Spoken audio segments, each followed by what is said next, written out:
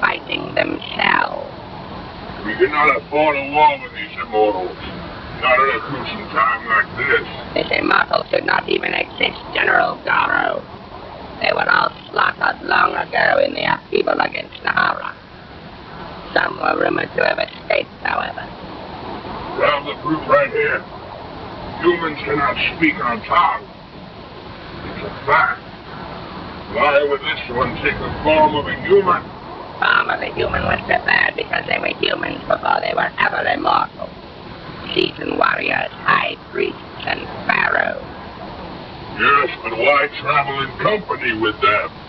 Hiding from us, of course. Immortals can heal themselves. Why did he not do this? He allowed himself to die. Perhaps that's what he wanted. We won't know until we talk to him. There's one, there must be others. Not necessarily. But I have no intention of killing this one. He is much too valuable to us. Valuable in what way? The runes. Ah, yes, the runes. How soon do you think he will wake? I cannot say.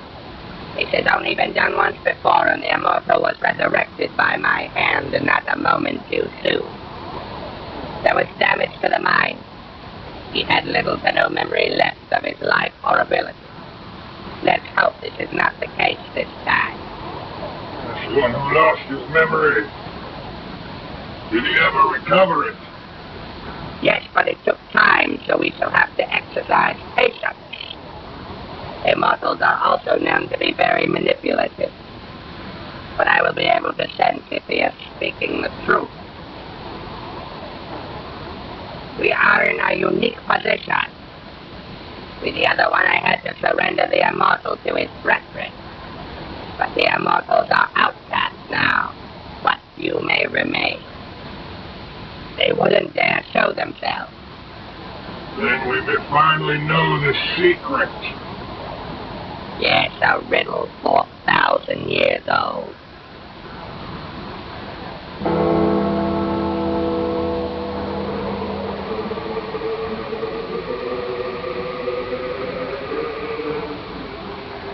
You asked me to see you. Yes, I did. About the worker. Where are we going, may I ask? To see nehahra17divx. He has many questions for you. Questions? I may even get the pleasure of sending you back to the grave after he's done with you. How comforting. Keep a very watchful eye on the ogre. If you see any unusual behavior whatsoever, you report it to me.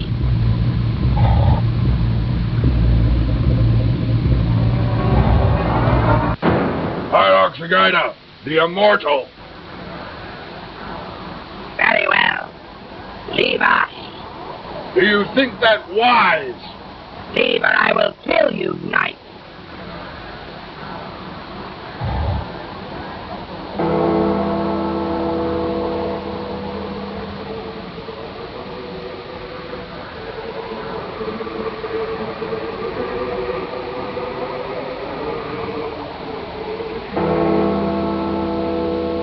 Welcome back from death, immortal. I am the guider. Death, what do you mean? Why do you call me immortal? My apologies, then. Have you a name? I am First Sergeant Lawrence Maxwell of the United States Marines. Lawrence. Quite an unusual name for an Egyptian. I suppose it would be, but I'm not Egyptian. Not Egyptian. That would be some trick, now wouldn't it? Trick? I don't understand what you mean. Then was I mistaken? Are you not an immortal? I am a human being. Interesting that you treat us so casual, human. Any other man shrinks from my presence. I'm sorry to disappoint you. I came here with my fellow soldiers in peace to establish communication with your civilization. I still have the same intention. You came in search of peace and wished to communicate this with weapons, then? It was for our own protection in case we were met with hostility, which I might add we were. If it would make you feel any better, I could shrink back from you in terror, but it won't be genuine. That's unnecessary. I was only under the impression that humans feared anything different from them or things they did not understand. I don't see us being that different, Sir Guider. Do you? Funny, you don't talk like a human and you speak our own idiom. How is it you know our language, Lawrence? They are unspeakable from a human throat. Call me Max, if you would. You haven't answered my question. How did you come to know our language? I heard one of your people speaking. When I heard enough of it, it just suddenly clicked. I also heard another speaking as I was lapsing into unconsciousness from my wounds. It was more than unconsciousness. It was death. Forgive me if I sound incredulous, but there is no return from death. Then I am speaking to a corpse. I meant no disrespect. We humans just view death as an extremely final thing. Death is just the beginning. So, human, tell me of your past. Before you were a warrior, a soldier. There's not much to tell, I'm afraid.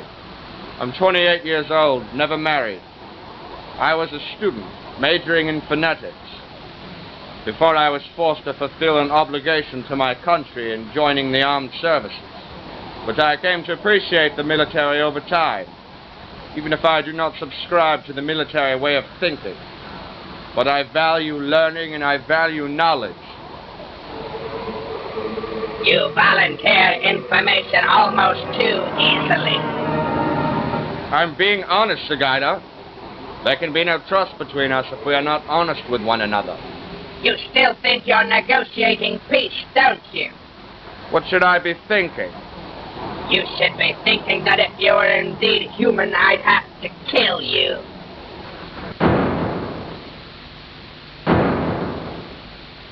Then I should definitely humor you in saying I'm not.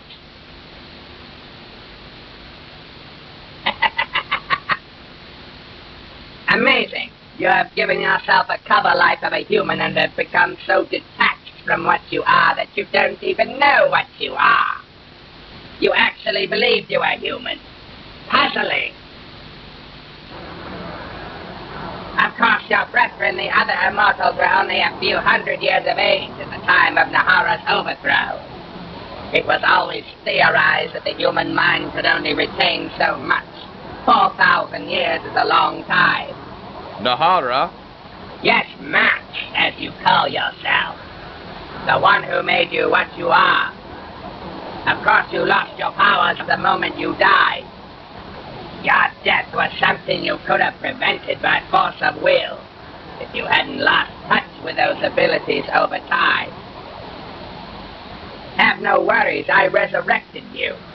But because when your kind dies, they die as mortals, as they were in the beginning. Your immortal status was gone. I see. But it was within my power to restore it to a degree. Only Nehahra himself could restore you fully, but Nehahra is no more. Another story for another time. But you can thank me for restoring your immortal status in the least. You did. Yes, as well as your abilities. Not that you'll know how to use them, but in time, you'll remember. For now, you have potential. Am I to gather from this generosity that you think of me as a guest rather than a prisoner? You may. However, I do fear that your time with these humans may have concealed their truth. What do you mean by their truth? You may not have any recollection of the past 4 millennia, but they have proven themselves to be twisted, warlike animals. I am not afraid to tell you that your kind, be it some misguided loyalty to their roots, were known to be blindly loyal to them. Your current knowledge is limited to your memories which decay with the years. We have watched them from the beginning, and I will show you all that we have surveyed. You can draw your own conclusions. Come forward. Is this really necessary? You said you value knowledge and learning. Did you lie to me? Were you deceitful to my face? No. Very well, show me what you will then.